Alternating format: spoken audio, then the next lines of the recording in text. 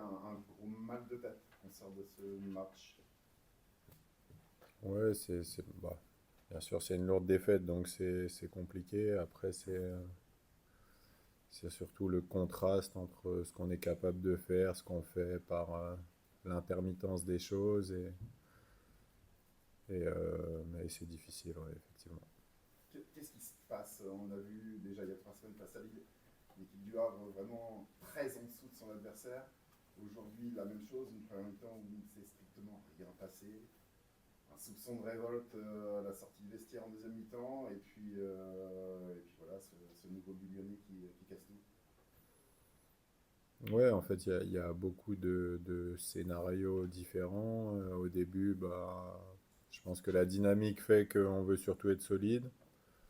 Et puis après, on prend un but et on n'inverse pas les choses. Il faut attendre la mi-temps à chaque fois pour corriger et insuffler quelque chose. Mais le problème, c'est que dès qu'on se porte vers l'offensive, on devient très friable défensivement. Donc, c'est un équilibre à trouver et c'est pas évident voilà, pour les joueurs. Et quand on affronte des équipes avec de telles individualités, dès qu'on laisse de l'espace, ça devient très compliqué. On a le sentiment qu'au milieu, ça a pris l'eau, ça a souvent pris l'eau. Euh, Quels ont été tes choix? Pourquoi ces choix? Pourquoi Yacine sur le banc? Pourquoi on voit si peu d'Aler Kouziev actuellement? Franchement, c'était un choix. Ça a été sûrement le plus difficile. On en a encore parlé ce matin avec le staff. Il y avait la volonté de voir Oussama qu'on espérait nous apporter sa touche technique d'un point de vue offensif. Rassoul parce que on sait que quand on joue à 3 derrière, souvent offensivement on manque un peu de force offensive et lui on sait que à chaque fois il est capable d'avoir une frappe ou de nous apporter quelque chose. Donc c'était un peu la réflexion, mais voilà, il n'y a pas. C'était le choix le plus compliqué, le milieu de terrain à composer. Est-ce que vous sentez vos joueurs un peu tétanisés, gagnés par la fébrilité? Je sais. Alors, par moment, oui. Et comme on l'a vu sur la première mi-temps, où vraiment, ouais, c'est très peu offensif. Et sur la deuxième mi-temps, ils essaient. Le problème, c'est qu'à chaque fois qu'ils essaient d'être portés sur l'offensive, les transitions adverses, elles font mouche. Donc, c'est ce qui est compliqué. Je pense qu'on n'est pas encore. Au final, on n'est pas encore assez fort défensivement pour bien attaquer, pour être libéré d'attaquer. Justement, Didier, tu dis que quand ton équipe veut se projeter vers l'avant, défensivement, elle est friable, du coup, ça semble un peu insoluble, pour l'instant en tout cas. Est-ce que ça t'inquiète, du coup, au niveau du jeu et au niveau des écarts, au niveau des scores aussi? Non, pas spécialement. Alors, on voudrait que ce soit mieux, mais après, on est aussi réaliste sur les adversaires que l'on affronte.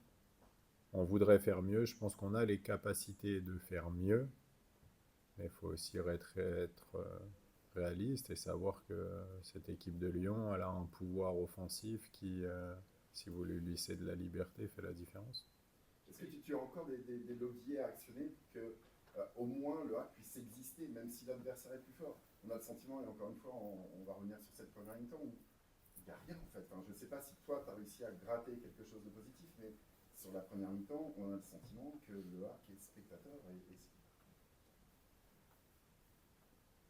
Ouais, travailler. Il y a pas de levier magique, hein. De toute façon, tous les joueurs sont utilisés, tous les joueurs sont présents. Et c'est continuer de travailler et de faire mieux et espérer que mentalement les joueurs prennent conscience qu'ils ont une carte à jouer, qu'ils ont les capacités de le faire et qu'ils sont en mesure de le faire. S'ils le font par intermittence, c'est qu'ils en sont capables et maintenant il faut qu'ils arrivent à le faire dans la durée.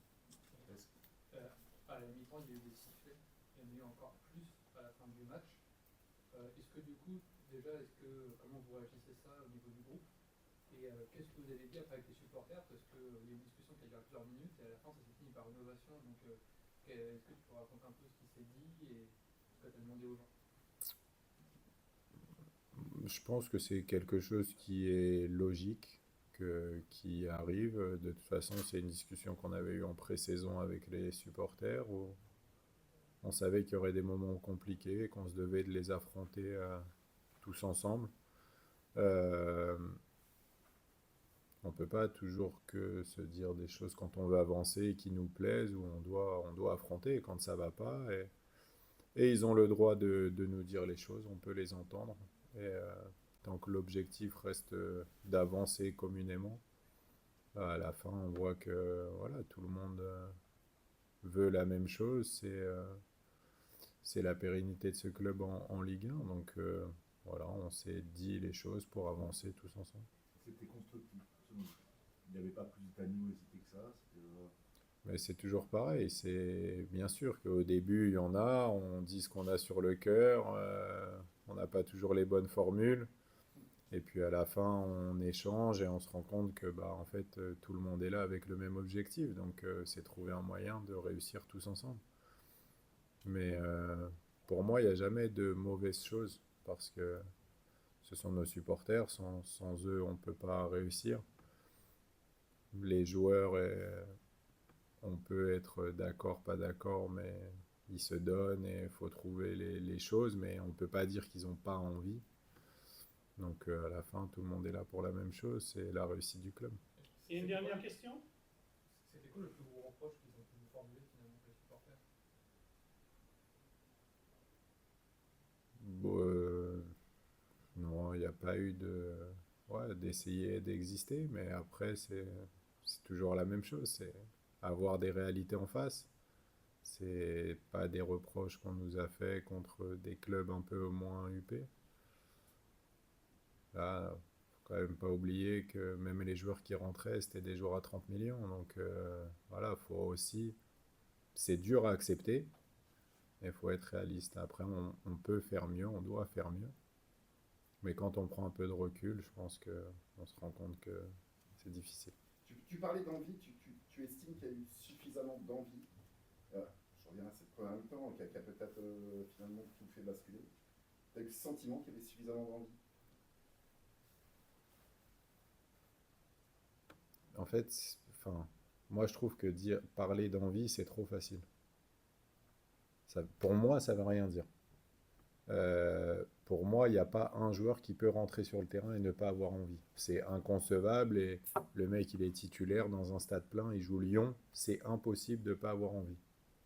Que le joueur ait manqué de réactivité, ait manqué d'impact, ait manqué de détermination, et ça, c'est une possibilité. Mais l'envie, je trouve que c'est la facilité de dire ça et c'est pour cacher certaines choses où il faut aller creuser un petit peu plus. On a manqué de beaucoup de choses, mais je ne peux pas penser qu'un joueur rentre dans un stade full, jouer contre Lyon et qu'il n'ait pas envie. C'est pas possible. C'est bon? C'est bon? Merci beaucoup. Merci. Merci. Merci. Merci.